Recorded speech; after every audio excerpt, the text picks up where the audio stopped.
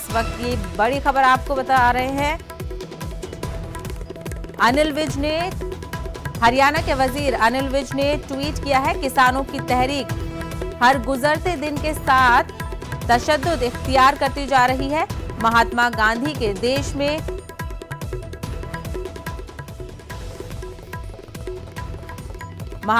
के देश में पुरतशद्दुद तहरीक की इजाजत नहीं दी जा सकती है।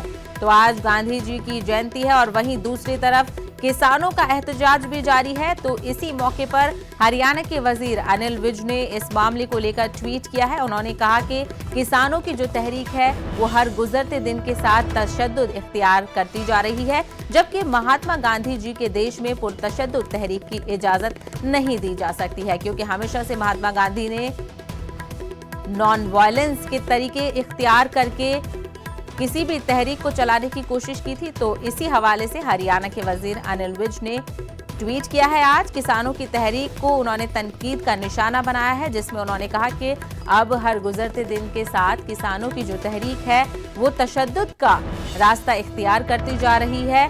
साथ ही उन्होंने ये भी कहा कि महात्मा गांधी के देश में पुरतशद्दुद तहरीक की इजाजत नहीं दी जा सकती है।